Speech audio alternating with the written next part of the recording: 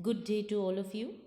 Today we begin with the fifth unit of the three dancing goats. Now, at the end of the fourth unit, we saw how the landlord's daughter had learned about the secret of the three dancing goats, which was the magic of the flute. Now, the fifth unit begins with Sindhu wanting to know the secret of the three different colored stones in the gold ring which the landlord's daughter had given to Sindhu previously. So he asks the landlord's daughter to disclose this secret along with a barrel of foodstuff. The landlord's daughter hesitates and is a little embarrassed, and a number of questions come to her mind. Number one question that comes to her mind was Sindhu aspiring to marry her? Or otherwise, why was he curious to know about the meaning of these three stones? Because later on in the story, we will come to know that the only person who could reveal the secret of the meaning of these three colored stone could have her hand in marriage. So that's the question that comes to her mind. And but since she had made up her mind to have that third goat and the flute, so she is determined and does not want to lose the chance of having that third goat. So she tells Sindhu the secret of the three different colored stones. In a whisper, she tells him that in her black silken tresses, that is her hair, there are three different colors strands in her hair. One is pure white, that is the color of a diamond. One is dark red, which is the color of a ruby, and one is bright green, which is the color of an emerald. And she says these are the three stones of similar colors, and also tells him that this is a secret. Sindhu nods and understands this and departs, taking his taking her leave. When he returns home, he finds that a barrel of foodstuff has already reached his mother, but his mother is still very unhappy.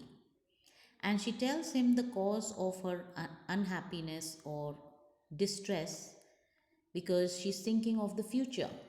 So she tells him that all the foodstuff that they have received till now was in exchange for the goats. And now that they have no goats, how would they survive? But Sindhu, on the other hand, has no such worry.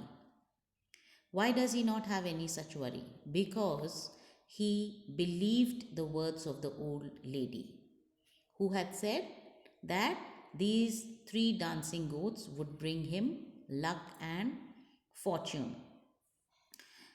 In the meanwhile, Sindhu continues to work as a laborer on the landowner's farm, and he is very happy to be working on that farm because that way he could catch a glimpse of the landowner's daughter and also see the dance of the three dancing goats. So here ends your unit 5. In the sixth unit, it begins with the landowner announcing his intention of finding a suitable bridegroom for his beautiful daughter. So he makes it known far and wide. He announces that anyone who could name the three strands of hair hidden among the black silken tresses of his daughter's hair would have her as his bride. It was a curious way of finding a bridegroom, and many young men from all over the country came to try their luck, but none of them could make the right guess. Sindhu also heard about this strange offer and wondered if he should take this opportunity of marrying the girl he loved so much. Though the girl did not know about his love, but he loved her in his heart. But there were a number of questions that came to his mind.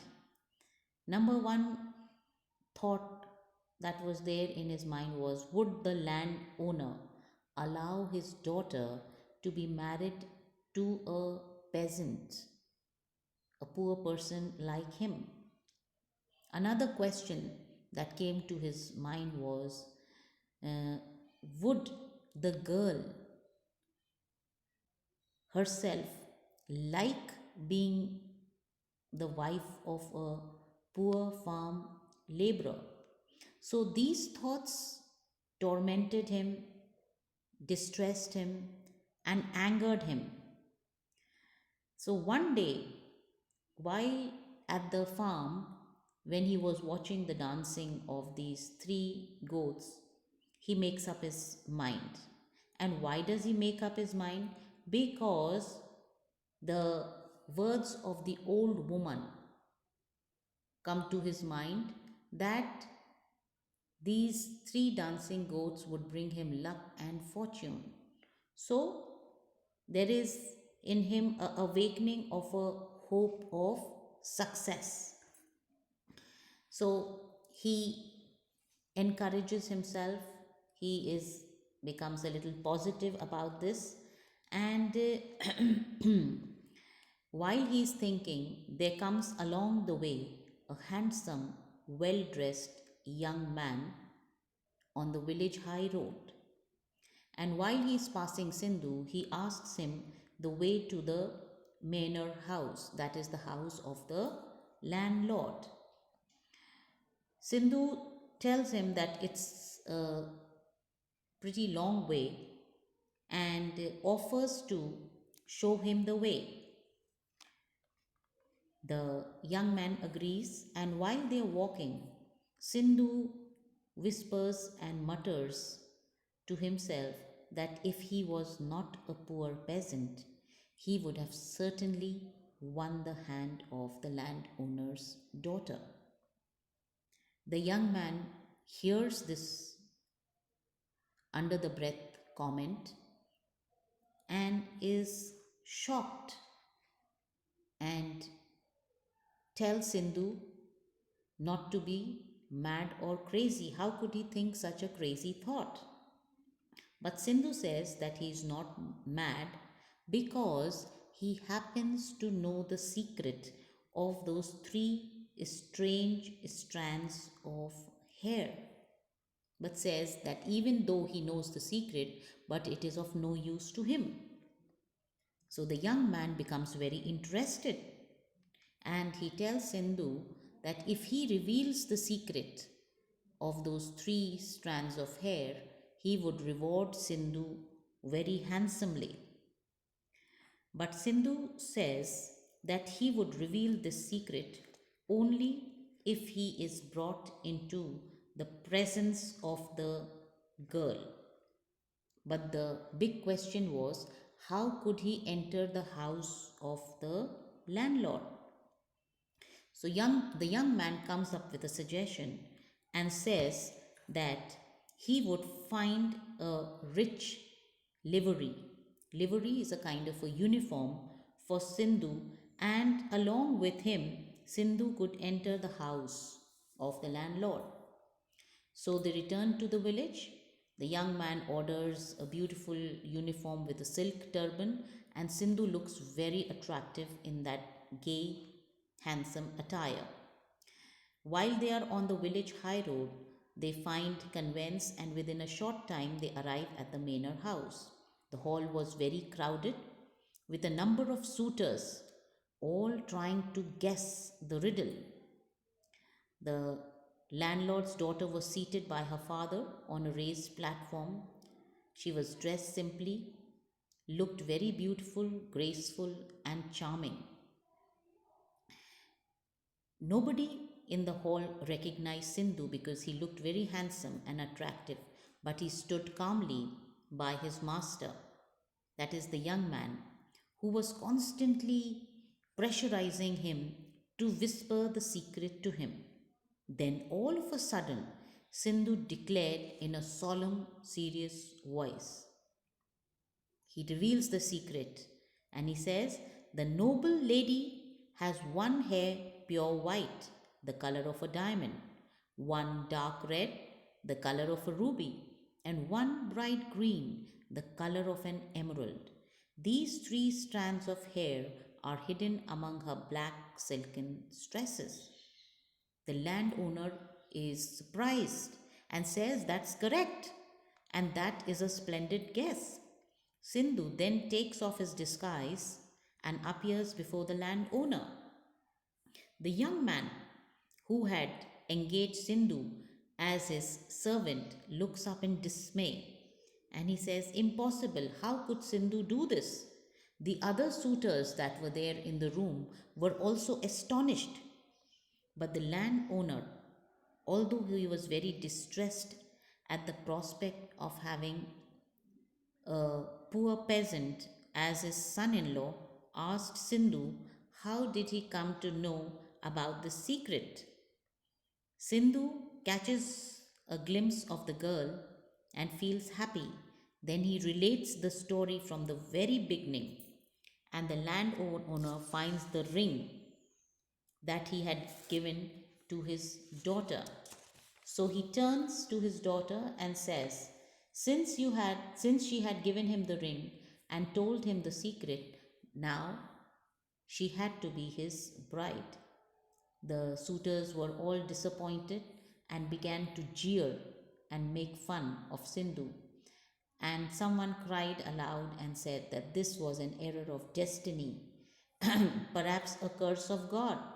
But Sindhu very firmly replies and says and tells the gentleman that this is not a curse of God but a triumph of faith, love, and patience.